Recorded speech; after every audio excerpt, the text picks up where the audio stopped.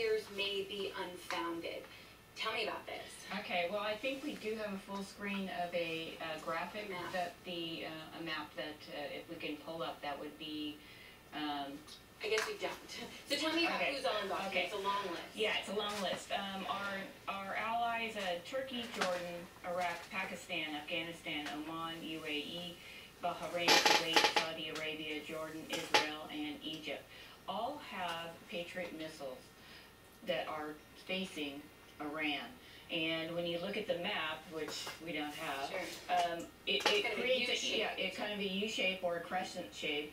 And these are the high-tech defense missiles that the U.S. has provided them in the event of some sort of nuclear attack from Iran. So when we see these nations in the Middle East jumping up and down that Iran is getting a weapon, then they forget to report that we have placed several defensive weapons in the region. So that's something that we need to keep in mind when you look at this and we move forward. And Israel is well aware of all this as well.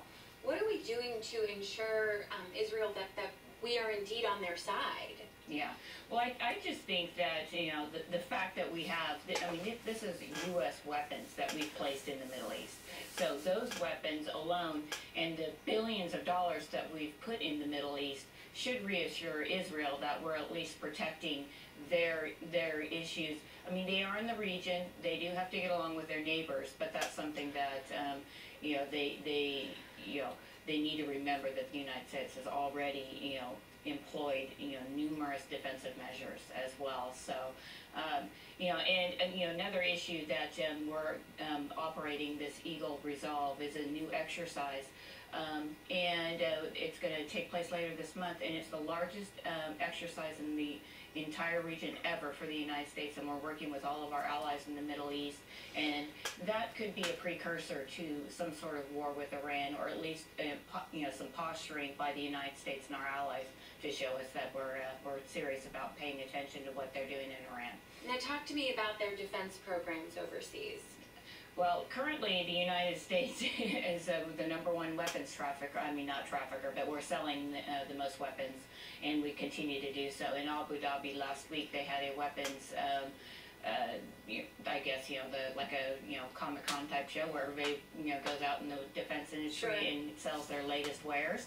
And the attendance was more than 100,000 defense contractor people in the buying business, and spending is up by 12%, and we're flooding the Middle East with even more high-tech technology like the Reaper drones, Predator drones, and that's got some concern with the local people there, because those are deadly drones armed with missiles on them. So yeah, we continue to spend lots of money on the defense industry. Kimberly, you are the expert. Thank you for making it all make clear sense to everyone. And they can read more about this on San Diego 6 website. It is a Lots very of good in-depth, very in-depth. Perfect. Thank you, as always.